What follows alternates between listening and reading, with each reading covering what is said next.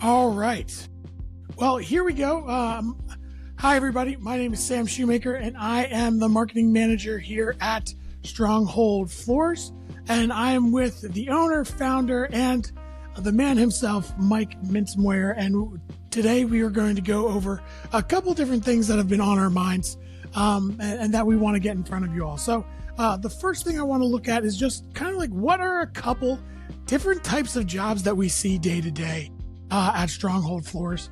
And we've got a little slideshow to show you some pictures so you can see some of these jobs that we get into. These jobs range from kind of like your normal, simple, everyday job down to some deep repairs that have to happen before we lay a floor. And then it's a few jobs with a little bit of extras, depending on the different configurations and the different scope of the houses that we have the pleasure of getting to put floors into their homes. After that, we're going to look at one or two other questions that I think will come up after going through these different types of jobs. But let's go ahead and dive in. So, Mike, would you go ahead and take us through, what we have basically three kind of categories of jobs: the simple jobs, ones that need repairs, and then ones that they have some extra things that the homeowner wants us to incorporate into the project. So would you walk us through each one of those? And I'll probably stop you and ask you a question or two along the way. No problem, Sam. No problem. No, happy to do so. So really, when we talk about it, there's most garages. Now, when I say most, we're going to coat 400 to 600 garages a year. And most of them are going to fall in that simple garage. And by simple to us, what that really means is concrete's in great shape. We don't have to come in and do a lot of repairs to it. We're going to diamond grind it because we diamond grind every floor that we do, but we're not having to do extensive repairs. The homeowner either is in a newer home or they're just in a floor that really has held up well to whatever it's been subjected to along the way. So in this slide here, we have a new construction in the DC area. It was literally just a brand new box, 2 bays, and we were able to go in on day one, just do a normal grind across it. Had a few feet of just real minor cracks in it, and then we were able to jump right into those coatings. So nothing extra is really involved. Very simple from our crew standpoint, and they proceed very easily for all parties involved. So that's what most of the garages we do tend to fall into, especially the new construction. But along the way we do hit some homes that either Mother Nature's been hard on them or just their use has been very hard on them. So and Mike, just for anybody listening, you mentioned this home is in the DC area. Just real quick, remind us all, what areas do we serve? So we're running around a pretty big area, to be honest. We service central and south central Pennsylvania. We're actually headquartered in Pennsylvania, but then we also have a location in Maryland, in the Baltimore area, and we are doing greater Maryland. Some of a little bit across the bridge on the eastern side, but not the true eastern shore. Northern Virginia, a lot going on there. Things have really grown there over the last 10 years, so a lot with Northern Virginia. Obviously, we're wrapped the whole way around DC, so that's involved. And now even the easternmost tip of West Virginia as well. Yeah, that's right. Yep. Great. Yep, the Charlestown area. Perfect. So get us back into what's another example of one of these floors? Absolutely. So here's another simple one. This is a 3-bay, 860 square feet.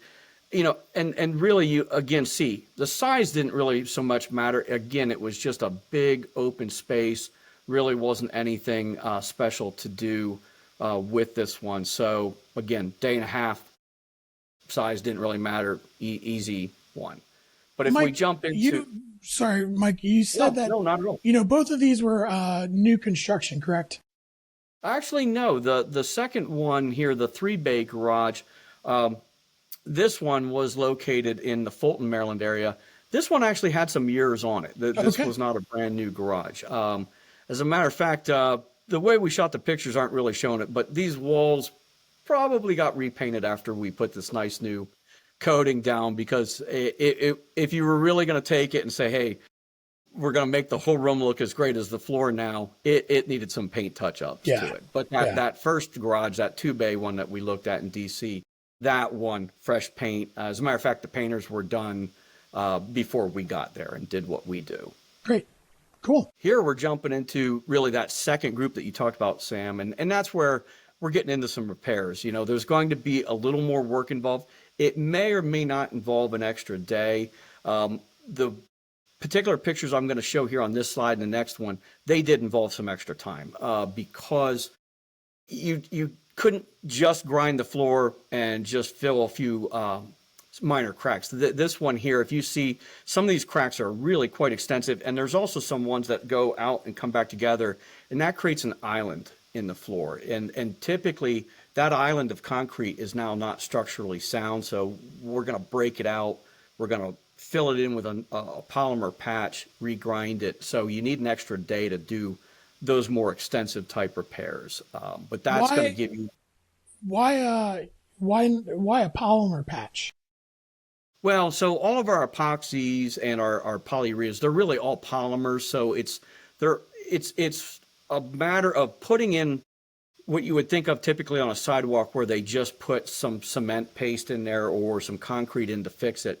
That doesn't really tend to bond well to the existing floor. And so when you put a polymer patch in, it's more liquid. It's going to get in there and it's going to get down and lock itself in, really the same way that the epoxy does on day one when you're putting the epoxy on the floor and then we throw the chips in it. You're letting that get down into those pores and lock in. A polymer patch just is going to lock itself on, just much greater. It's really how like they even do bridge repair. Wow. If you see them out and they pour something in a hole, and 10 minutes later they're letting a tractor trailer drive over it, that's a certain type of polymer that we even use and used a little bit in this floor here, where you saw that crack come down and come back together. When we broke that out and took that piece of kind of floating concrete out, we put this polymer patch in, and it's actually almost water grade. So when you pour it in there, it gets into everything and it locks right on. So it does a very good job of repairing the concrete, almost better than using a concrete patch itself. Well, it's the funny thing is when you said even better, it's actually stronger than the concrete was. So, you know, if the entire floor was made out of this material, it would be so much stronger. But I mean, there's not a need for that. But the point being, what we put on the floor or what we put into the floor if we're doing a repair, all those materials are actually stronger than the concrete itself. Wild. So Yeah. Great. Cool. and some of them have some stretchability too. So, you know, in the case of some of these longer cracks that we filled in this job, if that floor does have a little bit of movement to it, our materials can actually deal with that better than the concrete itself. Well, that's great to know. Perfect. Yeah, and it kind of leads us into, you know, this next one.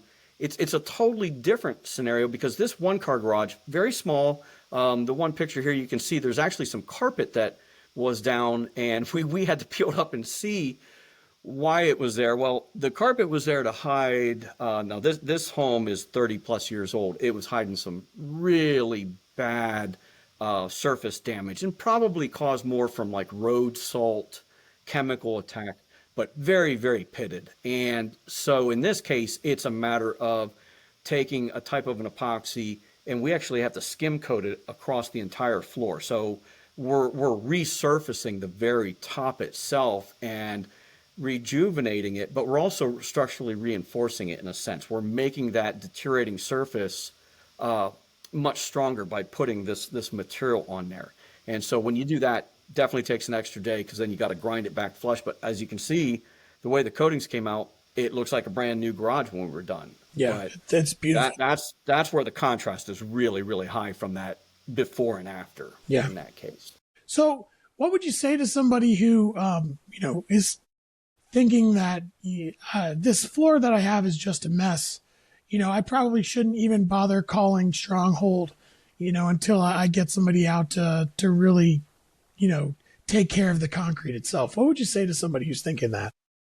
Tell most people talk to us first because oftentimes what they're seeing, and it might look pretty aesthetically bad, especially staining, oil stains, or there might be divots and chunks missing here and there. It's really oftentimes very easy for us to fix it. And if you did get that person out and they do try to fix it the way that they would think of, kind of like I said, the way you'd patch a sidewalk, it's not going to hold up. When we come in and we go to diamond grind it, it might fail under the surface preparation process. But on top of that, it might not be structurally sound enough for us to bond our chemicals to. And so when you start driving in and out and your hot tires bond and peel, which you hear, how people talk about that with the DIY kits. Well, that's sometimes in DIY kits, it's because the material isn't strong enough.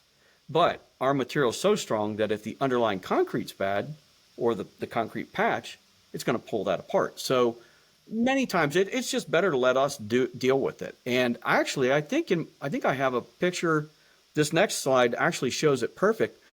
Here there was a DIY kit on it. You can see the old blue coatings with just a few chips here and there. But those areas where it's missing, those are actually not just where it peeled off. They're deep. And, Oh, wow. and so the surface actually gave right there. So you could probably go in and stick like a dime down in some of those. That's where you don't want to put just a concrete patch on there like you would a sidewalk. That's where you've got to use those materials I was talking about that are going to get down in, they're going to soak in, they're going to lock themselves on, and that way when we grind them and they're perfectly flush, they've reinforced all that area around it that you see in here where it's loose. And so we're going to lock that all back together. So in a way, like, people should truly think of this. And this was kind of, when I first started working with you, this was like a kind of an aha moment for me. But people shouldn't think of this as purely an aesthetic thing. There's no, actual not at all. I don't know if structure is technically the right word, but there's benefits to the floor, to the the surface of the concrete, however you want to refer to it. There's benefits that are just beyond aesthetics, but will actually protect, repair, Yes. and add life to this floor. Absolutely. I mean, the big thing you're really doing, especially where we live, and we were talking about PA and Maryland and Virginia, you know, we get snow. We get snow melt on there, and those are the chemicals that, that garage we were looking at, that one car that had all that pitting, some of that was damage from chemical attack, had to have been. And it may have also not been the best concrete pour to start with, but it was exacerbated. It was just exaggerated by those chemicals attacking it all the time. And that's what our coatings, once they're down, road salt doesn't do anything to them. And the aesthetics you were talking about, yeah, an oil stain might be aesthetically unpleasing, but it also creates an environment where when water gets on it, it can be super slick. It can want to keep having dust and dirt and debris stick to that oily spot. Again, if we've coated everything, well, it's as simple as just mopping it and keeping it clean. You don't have to worry about those anymore. Yeah, that's great. But yeah. All right, so now I think we've gotten through this sort of the simple basic jobs, the repair jobs. Right. Talk to us about some of the extras that we have customers request. Sure. The most common one, especially in our Maryland area, is stem walls. And so stem walls are where you have that little bit of concrete, little stubby wall sticking up, going down the sides, and usually you've got your drywall coming down and meeting it. Well, those stem walls, they can either be very, very small and consistent, where they're a couple inches tall the whole way back, or more often, they tend to go from front to back of the garage. And so at the very back of the garage, they're very small. And as they get closer due to the slope, they're getting bigger. And many people like to see the coatings on that. There's really two trains of thought. Some people go, hey, I want it to look just like the floor. And then we have a lot of builders that go, I don't want someone to see that my stem walls are different left side to right side. So they'll paint it the whole way down. And so that stem wall is the same color as the wall itself. But if we're doing it, we're going to coat it. It's going to be the exact same color and decorative chip on those walls too. It's in this sense though, it's not so much it's protecting anything. It's really just for aesthetics. That in that case, it is just aesthetics. But stem walls would be the most common thing that people do ask us to do. Now, I do have an example of the second most common, and that's steps. And, not everyone has a step going into the house, but when they do, if it's concrete, almost all the time, they're going to want us to coat it and make it look the same, and that kind of makes sense. The wood steps are where we can deviate a little bit, and in some cases, we may even only do the top part that you're stepping on, which is the tread, and not the riser. So the riser that that we all kick into and scuff it up, they might paint that the same color as the walls, but it makes it stand out, and it actually can sometimes make it a little safer for someone that's walking up on it, especially if they have bifocals, to differentiate that step from the floor. So that is one of the big things that we tend to talk to people about, that we find oftentimes gets overlooked when they've spoke to other companies, is there is a safety aspect to it. If you're going to walk out and you've got more than one or two steps, you might not want them to be the same color as the floor, because you walk out and, you don't want someone to mistake that and trip and fall. So is safety like slipping on the stair treads once they're coated? Or is that a concern at all? Well, so your chips themselves actually give a dimpled feel, kind of almost like the feel of a golf ball. So that helps with surface traction. But we do throw a grit. It's a material called tabular aluminum oxide, and that's like little grit, looks like little crushed up quartz, and that gets broadcast into the clear coat, and it gets locked into it, so it's permanent. It's there. But there are different sizes. We tend to use a particular size residentially. If you remember, we have when our customers want to do it outside, we do have a bigger grit, because then you really have to be worried about, hey, I'm walking in and I've got very wet feet, or I'm coming through, snow boots on. But the garage, a lot of times we're just using the in-between, the medium size. And that gives just enough grit, but it still allows you to mop it. Yeah. It still allows you to, wipe up those spills. Yeah, So. it's not like a glossy floor. It's a safe, easy to walk on. You're not going to be slipping and sliding. Well, yeah, Sam, nothing's slip proof, but it's more slip resistant. And that's, I think, the best way to put it. And certainly if you're in socked feet, you're going to notice that it has some grit to it, because it's going to grab your socks. You're not going to be able to slide over it real easy. No, glassed out floors, they're just something it's not safe for a residential garage. Yeah, that would only be for the person that says, hey, I'm using this strictly not for a garage, never going to. And even then, we're pretty hesitant, because it's a garage. It's going to get back to being used as a garage at some point. Yeah. That's great. Everybody likes to park their car in there at some point. So. Yeah. Cool. I do have one more extra if I can show it to you. Yeah. So this one here, the whole reason I wanted to show it, and it's something very, very minor, but it's the drains that were in there. And in this case, it's a small 2-car garage, but this Harrisburg home, it does have what's very common in PA, and it's a PVC drain. So you have the white frame with that pop-out cap that has the little holes in it going around, and you can pop it up and wash stuff down the drain. But that always looks like a big white eyeball if we don't coat it. And every now and then you get someone that wants to see that, but more than likely people don't. And so what's really nice about when it is PVC drains is PVC can be prepared just like the concrete.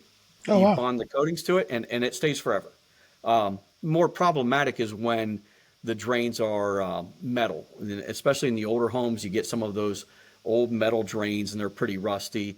There, we're going to have to talk to you about it and come up with the best solution. And it may still be coatings, and it may be something where we've even coached some people into getting those removed by a concrete contractor, set a new drain in, and then we come in and take care of it. So. Yeah, that's one of those things that, I'd imagine often, when one of your sales guys is out in the field, uh, they say, "Hey, what do you want to do with that?" And I didn't really think of it. What should I do? Yes. And it's It's that kind of conversation. it's funny in the 21 years we've been doing this, how many times we've had to say to someone, "So what do you want us to do with that drain that's there?" And they go, "I didn't even realize I had a drain in my Yeah, yeah, garage," because they're just not out there, washing the car in the garage. They're washing it outside of it, so they just really didn't pay much attention to it. And that's much more typical in older homes where the prior to us getting there, that concrete's kind of got that brownish look, and they've got a drain that's very dirty. So, but every now and then, yeah, they get a bonus surprise that they not only get a garage floor coating, but they find out they have a functional drain, and they can wash some stuff off inside there. it changes their life, Mike. Changes their Yeah, life. it makes it more multi-use. There So, you go. you clean up after that picnic just that much easier.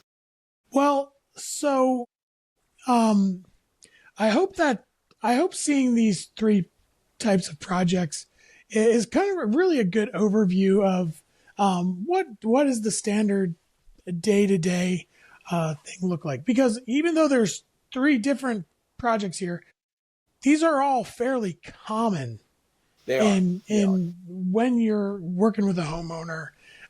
These are kind of standard operating procedure.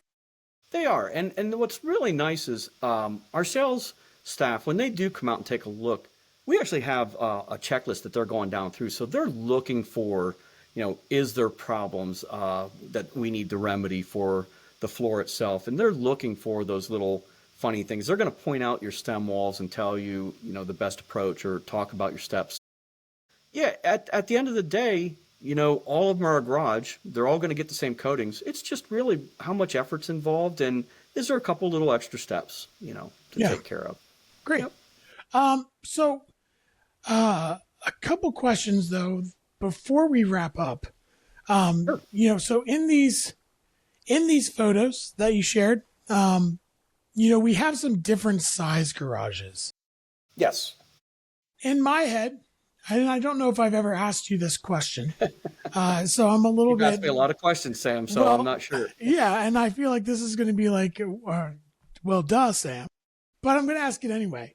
Is there like a big difference between a one car garage and a three car garage in terms of, beyond the obvious? Like, yeah, it's just a bigger garage. The process is pretty much the same.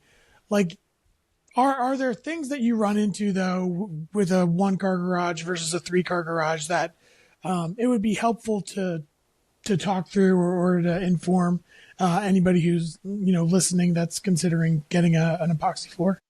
Well, I guess we should we should answer one of the questions that comes about more frequently when you do have a really big garage. And I say really big, but a three car, because most people have a two, at least in our area. But when you get into the really big three car garages, people will say, "Well, can you come do half of it?" And then I move my stuff from that half over to the other half, and then you come back. No, no. The answer to that is no. That's really not the way to do it.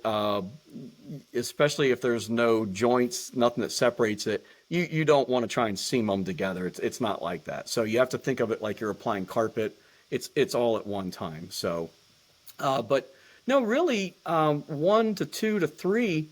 From our standpoint, a two cars is, the standard. A one car might take us just a little bit longer, because when we're running a two-man crew, some of these garages are so small when they're a one car that the one guy can't be running the big grinder and the other guy can't be doing the edge work at the same time. They're just playing in each other's way. So from our standpoint of time, a one car and a two car tend to take somewhat the same amount of time sometimes. And that's the thing that kind of throws the homeowners off a little bit. Three cars, still just a day and a half to two-person crew. So because as you know, all of our crews are at least two people, but that's the norm. But no, not really much difference. It's in the way we approach our pricing, because it's a per square foot. It's not completely linear. If you do get really big garage, the cost per square foot does go down. But really outside of that, for the homeowner, you just might have more stuff to get out of the way. A lot of these one cars we show up on our townhouse communities, you've seen they just literally roll the trash can out, take the car out, and we're ready to go. Three-car garages, I find that most people use two of them for cars, and that third bay, that's the catch-all. So, Yeah. that's either sports equipment or motorcycles or lots of bikes. It's got something in there. Nobody ever has that one sitting there empty. So that kind of leads into my other question. So, looking at big picture, there's kind of two types of jobs in a way. You have a new construction, no one's lived in it, Right. or you have the lived in home, which, like you said, could be just have a trash can in there, You're or right. it could literally be It somewhat of a could be trash can itself. Like, and it's exactly. just full of stuff because, the person's lived in there for, 15, 20 years and now they've done some other renovations to their home. And, this may be kind of like the last thing that they really wanted to do because they use it to go in and out all the time. So, when you're going in and out, when your garage it ends up being the main entrance of your home, it makes a difference when you're driving into a nice, clean floor, clean garage versus, just something that just every time you see it, it just kind of hits you in your heart where it's like, someday I'm going to get to it. Right. So we know that, from just the aesthetics of a home, it makes a big difference. But like from a new home and a lived in home, when you're talking with the homeowners or you're talking with, I guess with the new home, sometimes it's the builder. Like what's the difference in those conversations? What's the difference in, that you guys, that we're having internally, as we're getting ready for those projects? There's a couple things. The first thing that comes up, especially for the person that has new construction, is they're often under the misunderstanding that we don't have to prep the concrete. They say, well, my floor is brand new. I've never even driven on it. Can't you just come in and just put the coatings down? And they're really kind of getting that thought from the DIY kits that people do where, they maybe at most wash the floor and then they put that DIY, that do-it-yourself kit on there. That's the misconception that there actually is no difference from brand new construction to an older home in that the surface must be prepared a certain way to really hold up long term so that coating can really bond properly. And so that diamond grinding that we do is going to happen either way. So that's the thing that throws most people off. But, from our standpoint, at older home, oftentimes when we do grind it, we're gonna suck up a lot more dust just because the concrete's a little more beat up, it's a little softer. A lot of these new homes, especially up in PA, some of the concrete's extremely hard. You would almost think that we weren't doing much to it until you go over and look at it and you see where we've ground and where we haven't, and it goes from that constant gray to it has now that salt and pepper look. So that's the big difference, really, or the difference that people don't understand is we're going to grind no matter what. It doesn't matter how old the floor is. For the older home, though, oftentimes the extras are there, and when I say it's not heavy repairs, but we're going to deal with some more cracks. It's gotten dinged up. We're going to try and make it look like brand new. So, we don't want to just coat down into that quarter size spot that's missing, that somebody dropped a hammer and knocked a chunk of the concrete out. We're going to want to fill that and just make it look brand new, the same as the new construction garage does when we get done. So a little more effort involved, but typically doesn't slow us down and oftentimes really doesn't change the price because it's very quick to make that repair. That's great. Yep. Well, Mike, One other thing Sam, I do have one more thing though. I will say a lot of older homes when we go in, what we do have to look for is there anything that would potentially make it harder for the coatings to stick and even after you've ground it. And that's where we're going to look for tire areas where they've parked for 20 years. There's something funny you do where you actually put some water on there and see if it beads. because if the water can't soak down in, it might be that they've got so much tire shine in there Yeah. that the coatings aren't going to want to soak down in either. All the pores are clogged up even after you've ground over it. So there are some things that we're going to look for, and we're going to point out to the homeowner and say, hey, we're going to take a look at these things. By the way, are you an avid, car enthusiast for cleaning it? Do you clean it outside? Do you clean it inside? So there's a couple gotchas we're going to look for, but they're all minor in the end. Mike, thanks for walking us through that. I know, kind of hearing those are all good reminders for me, just in the types of projects that we're doing. When it's all said and done, a garage floor is a garage floor, and you said it. I'm just going to repeat it. Every single project we do is going to have to be prepped. It's going to have to be there. We're going to take the grinder to it. Yes. We're always going to be checking for anything that's going to compromise the integrity of the epoxy, of the coating, of the chips, of the whole process that comes after it. We're going to be checking to make sure that there's nothing before we put the epoxy down that's going to cause a problem. Not just, right. And this is the key. It's not a problem that happens, the next day. It's a problem that would potentially happen, a year from now. When we go through our checklist, that is what ensures that we're not going to be missing something that's going to come back and compromise the pore, compromise the coating. Not to say that it doesn't happen, because we want to be honest with people. Sure. Yeah. We go back and, we have to touch up spots where a contaminant couldn't be seen, and that's oftentimes where it's not that whole area under the tire. It might be the size of a dime, but, still it needs to be right. So we'll go back and we can touch those up.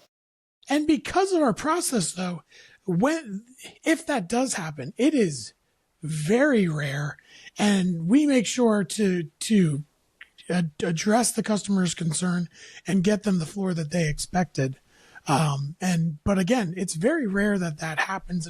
And from what I understand, not just from you, but also from the crews, it's because of the thorough job that we go through in order to prep the floor to make sure that coating adheres properly and lasts for 10, 15, 20 years. Exactly. And when it needs to be cleaned and when it needs to be maintained, you just get the bucket out, you get the mop out, and or you could be lazy like me, Sam. I just wash mine and squeegee it off, and I don't even mop mine much. But there you go. So I hope this was helpful for anybody who's watched this or who's wondering, what is this project going to look like?